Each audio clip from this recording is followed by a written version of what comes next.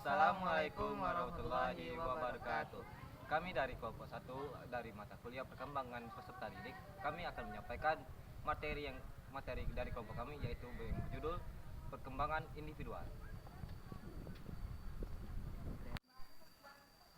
Oke, jadi untuk materi pertama yang akan saya jelaskan adalah tentang perkembangan individual. Perkembangan individual adalah proses perubahan dan pertumbuhan yang dialami oleh setiap individu sepanjang hidupnya, baik dalam aspek fisik, kognitif, emosi, maupun sosial.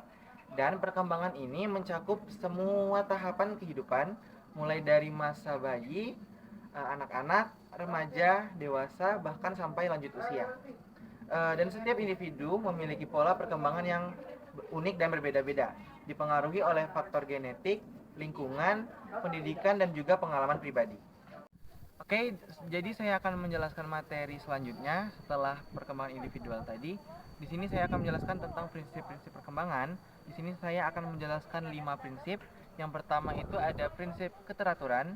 Jadi prinsip keteraturan ini berlangsung dalam urutan yang teratur. Contohnya dari bayi yang belajar duduk sebelum dia belajar berdiri.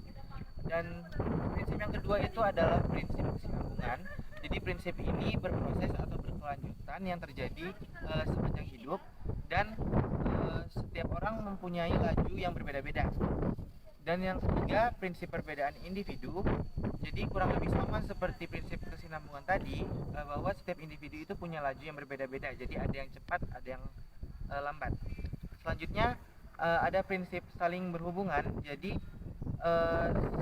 setiap perkembangan itu, baik yang sebelumnya atau yang akan datang, itu saling berkaitan satu sama lain. Dan selanjutnya ada perkembangan prinsip holistik. Jadi prinsip ini melibatkan seluruh aspek diri individu, termasuk fisik, kognitif, emosional, dan sosial. Jadi seluruh aspek tersebut saling mempengaruhi satu sama lain. Nah, mungkin itu saja yang dapat saya sampaikan untuk materi pertama ini. Untuk materi selanjutnya akan dijelaskan oleh teman saya. Saya serahkan kepada John. Oke, selanjutnya adalah teori perkembangan. Teori perkembangan yang pertama ada teori perkembangan kognitif Piaget. Jean Piaget menyatakan bahwa anak-anak berkembang melalui serangkaian tahapan kognitif yang berbeda, yang masing-masing ditandai oleh cara berpikir yang berbeda. Oke, yang kedua, teori perkembangan psikososial Erikson. Erikson mengukuhkan bahwa perkembangan manusia terjadi dalam 8 tahap, masing-masing dengan krisis atau konflik yang harus diselesaikan. Yang ketiga, teori perkembangan Kohlberg. Lawrence Kohlberg mengembangkan teori tentang perkembangan moral yang terdiri dari tingkat-tingkat utama, yaitu tingkatan pra-konvensional dan tingkatan konvensional, dan yang terakhir adalah dan yang terakhir adalah tingkatan pasca konvensional. Dan yang keempat, teori perkembangan sosial Vygotsky. Lev Vygotsky menekankan pentingnya interaksi sosial dalam perkembangan kognitif anak. Menurut Vygotsky, perkembangan terjadi melalui proses pembelajaran sosial, di mana anak-anak belajar melalui bimbingan dan interaksi sosial.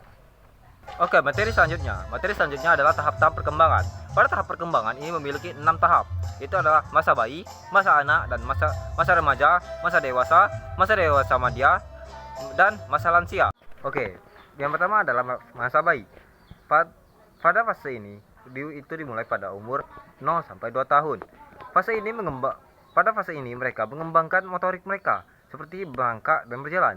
Selain itu juga mereka mengembangkan ingatan mereka seperti mereka mengingat pengasuh ataupun orang tua mereka. Oke, pada masa anak itu dimulai pada umur 2 sampai 12 tahun.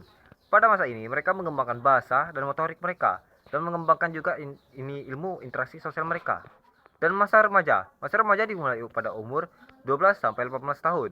Pada masa ini itu adalah masa peralihan dari masa anak-anak ke masa dewasa. Dan masa berikutnya adalah masa dewasa. Masa dewasa dimulai dari umur 18 sampai 40 tahun. Pada masa ini mereka sudah mulai fokus pada fokus pencapaian yang akan dicari. Fokus pada pencapaian.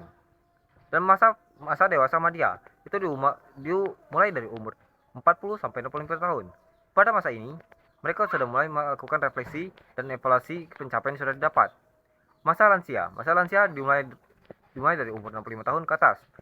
Pada masa ini mereka sudah mulai mengalami penurunan fisik, tetapi juga mulai juga melakukan refleksi pada pengalaman yang sudah didapat. Oke, materi selanjutnya. Materi selanjutnya adalah faktor-faktor perkembangan individual. Di faktor-faktor perkembangan individual itu ada 8 faktor, yang mana itu adalah genetik, lingkungan, pengalaman awal, pendidikan, nutrisi dan kesehatan, interaksi sosial, dan peristiwa hidup. Oke, yang pertama adalah faktor genetik. Faktor genetik adalah sifat-sifat yang diwariskan oleh orang tua mereka, seperti kesehatan, temperamen, dan kondisi kesehatan yang lainnya.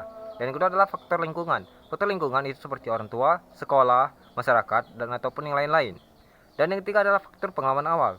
Faktor pengalaman awal adalah seperti pengalaman pengajaran dari orang tua mereka sendiri. Selanjutnya adalah pendidikan. Di pendidikan, perkembangan terjadi karena melalui pendidikan yang sudah didapati oleh peserta didik. Selanjutnya adalah nutrisi dan kesehatan. Di nutrisi dan kesehatan itu perkembangan dipengaruhi oleh nutrisi yang didapat dan kesehatan yang dialami oleh peserta didik. Oke, selanjutnya peristiwa hidup. Kehilangan orang yang dicintai atau pindah ke tempat baru itu dapat mempengaruhi perkembangan emosional dan mental. Oke, sekian materi dari saya. Terima kasih. Jadi itu adalah seluruh materi yang bisa kami jelaskan di dalam video ini. Semoga materi yang sudah kami jelaskan tadi bisa bermanfaat bagi kalian semua. Dan sampai jumpa di video selanjutnya. Bye bye.